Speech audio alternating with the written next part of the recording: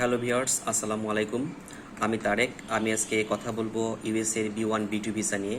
আপনারা জানেন US embassy Dhaka দুই ধরনের ভিসা ইস্যু করে থাকে। একটা হচ্ছে ইমিগ্রেন্ট ভিসা আর একটা হচ্ছে নন ইমিগ্রেন্ট ভিসা।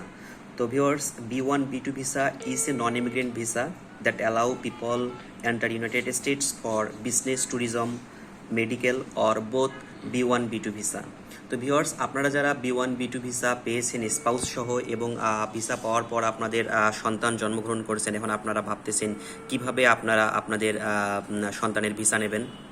তো আপনার সন্তান যদি আন্ডার 16 হয় তাহলে অবশ্যই আপনারা আপনাদের ভ্যালিড ভিসা দিয়ে আপনাদের সন্তানকে ভিসা নিতে পারবেন ড্রপ বক্সের মাধ্যমে।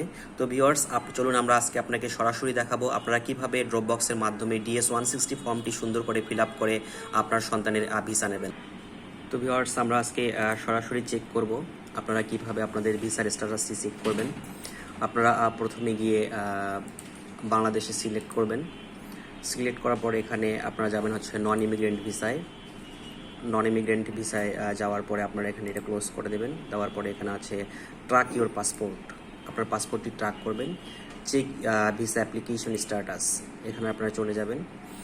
গিয়ে আপনারা এখানে সিলেক্ট করবেন ভিসা অ্যাপ্লিকেশন টাইপ। আমাদের হচ্ছে নন ইমিগ্রেন্ট ভিসা। আমরা ঢাকা বাংলাদেশ থেকে জমা দিয়েছি।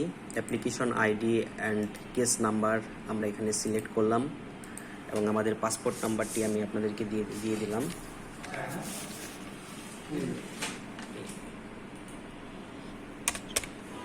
আপনারা সব কিছু দিয়ে এখানে আমি ফাইনাল সাবমিট করব। আমার দেখেন, আমার কেসটি ক্রিয়েট হয়েছে 24 নভেম্বর 2024-এ এবং হচ্ছে আমার লাস্ট আপডেট হচ্ছে 25 নভেম্বর 2024। আমার অ্যাপ্লিকেশনটি অ্যাপ্রুভ হয়েছে।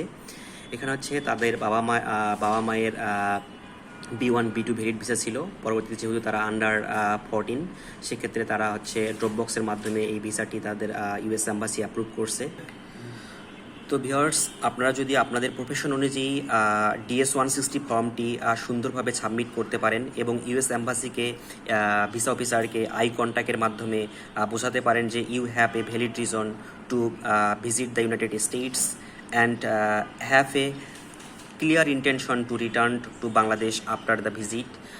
আর আপনার DS-160 ফর্মটি আপনার প্রফেশন অনুযায়ী কীভাবে ফিল আপ করবেন তা জানতে অবশ্যই আমাদের সঙ্গে যোগাযোগ করতে পারেন। তো ভিউয়ার্স,